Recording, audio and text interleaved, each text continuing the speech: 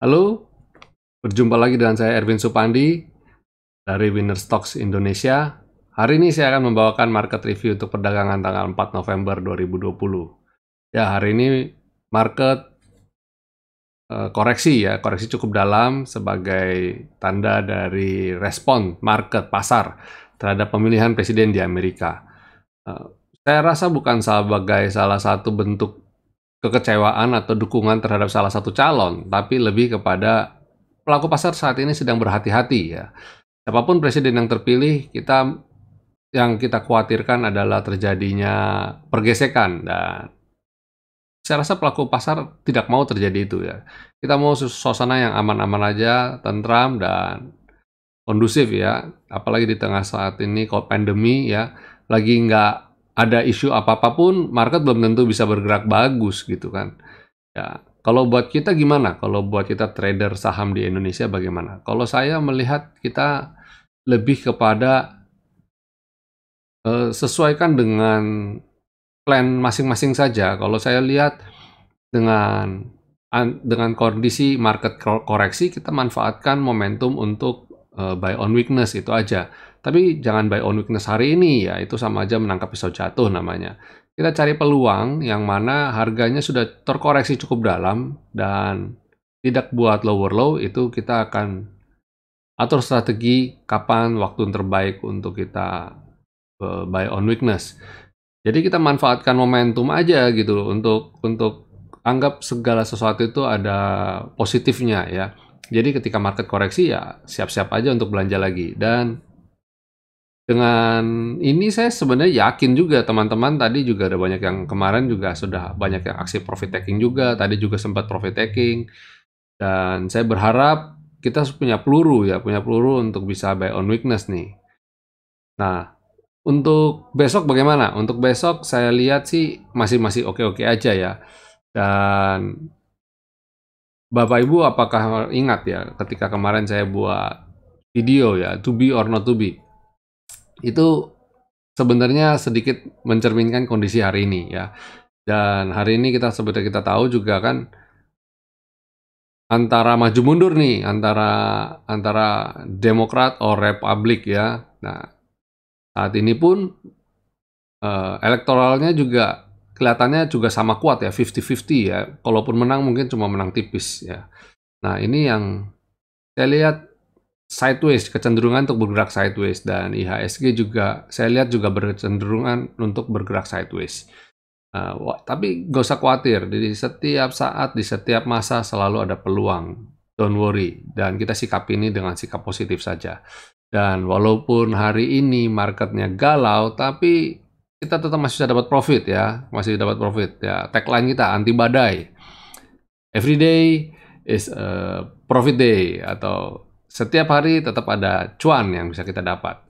Dan sebelum saya mulai market review, jangan lupa untuk Bapak Ibu saya ajak untuk subscribe channel YouTube ini dan tekan tombol loncengnya.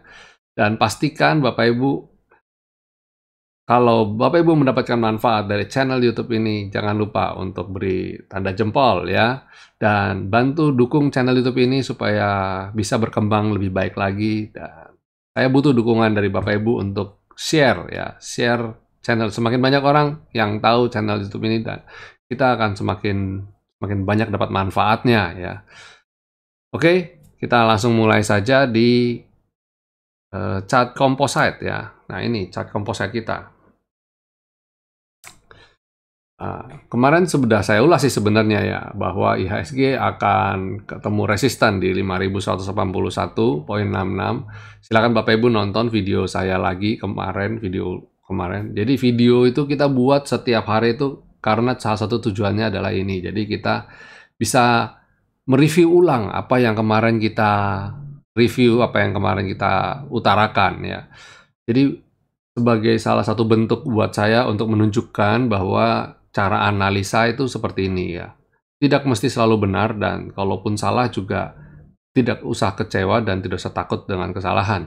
Dan kemarin sudah kita analisa dan kita udah predik bahwa di level 5.181 adalah resisten. Dan IHSG harus bisa breakout ini untuk sebagai tanda dia melanjutkan perjalanan dia uptrend. Dan ternyata hari ini nggak mampu ya. Dia koreksi dan bahkan dia juga jebol support V-line yang mana menurut saya jebol support kuat dan saat ini sedang tertahan di areal selendang. Nah, kita coba lihat apakah kedepannya masih bisa baik atau enggak. Nah, kalau berdasarkan pengamatan saya, besok IHSG masih bisa berpeluang untuk ya bergerak sideways lah ya, karena kita tidak tahu apakah siapa yang terpilih sebagai Presiden Amerika. Walaupun begitu sebenarnya either salah satu yang terpilih, tetap bagi Indonesia tetap ada peluang. Kenapa? Karena kalau menurut saya ya, Trump itu kan sudah menjabat sebagai presiden dan Biden kan akan menjadi kompetitornya nih. Nah, ada beberapa yang mengatakan bahwa ketika Trump dipilih menjadi presiden, maka IHSG akan berpotensi untuk gap down lagi gitu ya. Nah, saya rasa kita berharap tidak seperti itu ya. Dengan terpilihnya Trump, menurut pandangan saya, waktu ketika Trump pertama kali terpilih, itu tidak diduga-duga karena pada waktu itu Hillary yang sebagai diunggulkan ya, yang diunggulkan. Dan berbeda dengan kondisi hari ini. Kondisi hari ini adalah Trump sebagai petahana ya, sebagai presiden yang menjabat yang akan digantikan. Dan kita sudah tahu stylenya Trump dengan style cowboy-nya dia dan beberapa policy-nya dia yang bolak-balik ya, hari ini A, besok sudah B lagi, dan itu udah market sudah antisipasi itu. Nah, yang kita nantikan ini ke Biden ini adalah bagaimana dia ketika kalau dia terpilih, politiknya, ekonominya bagaimana dan beberapa pandangan-pandangan lainnya. Dan saya melihat mungkin ada sebagian pelaku pasar itu sudah cukup jenuh dengan model kepemimpinan Trump yang too much drama ya, banyak drama, dan berharap dengan terpilihnya Biden kondisi ekonomi politik akan jauh lebih stabil ya, tidak terlalu turbulen, fluktuasi. Tapi buat trader sebenarnya menarik yang fluktuasi. Buktinya apa? Buktinya Dow Jones all time high di pemimpinan Trump. So sebenarnya fine-fine aja siapapun yang terpilih, dan saya melihat IHSG kalau Trump terpilih atau Biden terpilih sih masih ya tetap akan ada potensi mungkin koreksi dulu ke skyline, atau ini kita sekarang lihatnya teknikal ya, dalam scope teknikal. Jadi kalau dalam scope teknikal dia ada di support dan anytime bisa rebound karena ada di support. Nah, bahasanya sebenarnya tinggal di twist-twist begitu aja sih sebenarnya ya. Dan kalau maunya rebound ya next harus ada resisten yang dia harus breakout ya. Resisten V-line di level 5.111. Nah, kalau dia bisa level breakout resisten itu, wah itu akan lanjut naik. Tapi kalau turun, dia berpotensi untuk menguji skyline di level 5.068. Nah, kan bahasanya gampang, tinggal begitu aja. Tapi kalau saya lihat kecenderungannya besok, dia bakal koreksi dulu. Ya, kecenderungan koreksinya cukup besar. Mengingat hari ini turunnya cukup signifikan ya. Tapi walau begitu, asing membukukan net buy loh. Hari ini membukukan net buy 7 miliar. Cuma 7 miliar. Artinya apa ya? Terjadi pertentangan nih. Ada yang jual, ada yang beli nih di market. Dan saya rasa mereka lebih spekulasi ya. Mereka spekulasi terhadap kira-kira siapa nih besok yang akan terpilih sebagai kepala negara dari Amerika Serikat. Nah, kita lihat aja nanti. Itu suatu tontonan menarik ya di tengah pandemi ini. Dan oke, kita lanjut ke sektoral. Kalau sektoralnya bagaimana? Kalau sektoral nggak terlalu jauh berubah banyak ya. Saya rasa masih on the track, dan agri ya dia belum mampu untuk breakout level sideways-nya, dan dia sekarang saat ini sedang menuju ke base lagi, ke support lagi, dan dia masih kelihatan banget kalau ini masih sideways ya. Jadi ya sabar-sabar aja untuk di level di sektor agri. Terus mining Nah, mining tadi sempat bagus ya, udah bisa keluar dari level support, level supportnya ya. Level resistance-nya dia juga udah mau keluar, tapi ternyata ini sentimen sih sebenarnya ya, dia koreksi. Kalau saya lihat masih pada dasarnya masih bagus, karena pada dasarnya trennya masih positif banget ini kalau sektor mining ini.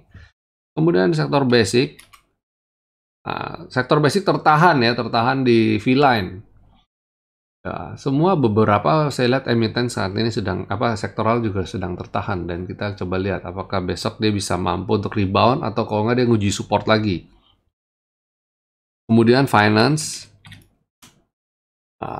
dia akan nguji support, dia tertahan ya di level 1157 dan saat ini dia akan menguji support di selendang atau V-line. Kemudian consumer terpentok resisten ya di selendang dan dia koreksi. Infrastructure sama dengan consumer. Miscellaneous industry koreksi juga, rata nih rupanya ya. Trade juga bikin galau. Properti juga sama ya, seragam semua. Jadi itu memang kelihatan sentimennya cukup penuh tekanan jual. Jadi besok kalau gitu saya lihat bisa ya antara sideways atau koreksi besok, itu kecenderungannya ya. Potensinya masih koreksi sih sebenarnya. Dan oke, kita mulai aja. Itu tadi sektoral, dan saya akan mulai untuk memberikan rekomendasi kira-kira 5 emiten apa yang bisa kita perhatikan untuk esok hari. Dan sebagian besar ini posisinya buy on weakness ya. Jadi saya tidak sarankan untuk beli saham lagi kondisi terbang saat ini. Potensi koreksi dan impactnya cukup dalam, cukup bikinnya kita minus cukup dalam nanti. Tapi salah satu yang ini enak, yang lumayan saya perhatikan adalah Care ya. Care kelihatannya risk and reward-nya masih oke banget. Dia baru keluar dari level Skyline hari ini. Ini bisa layak untuk diperhatikan, walaupun gitu dia belum keluar dari zona sideways-nya. Saya melihat dia harus breakout ini dulu ya. Nah, ini dulu sebagai resistennya. Kalau bisa breakout ini ya cakep, lumayan.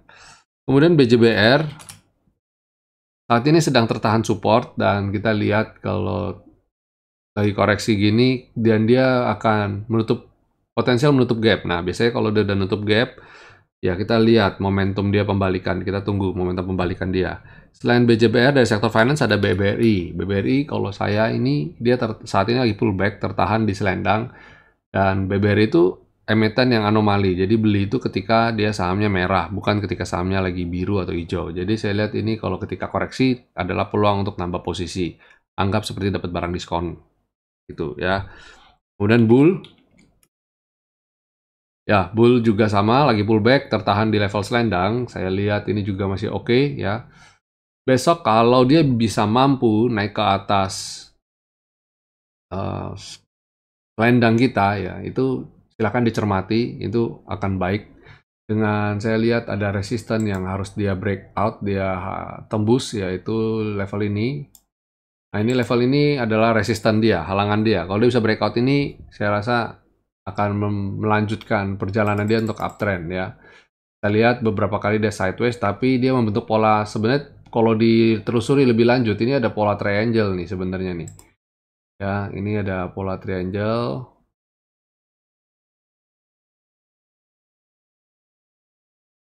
Ya, ini dan ini ya. Kalau dia bisa breakout, ini akan bagus banget. Silahkan Bun dicermati. Kemudian ada Tebik.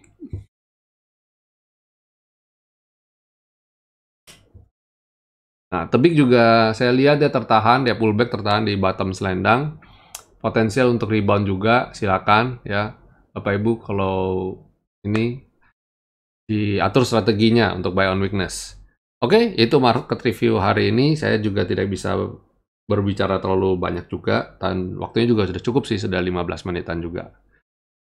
Dan saya berharap besok market tetap kondusif, bisa memberikan kita profit ya, tidak terlalu bereaksi terlalu berlebihan terhadap siapapun kepala negara yang terpilih di Amerika sana. Itu urusan negara lain sih sebenarnya ya, kita nggak usah terlalu lapar lah. Oke, itu dulu dari saya. Sampai jumpa semua.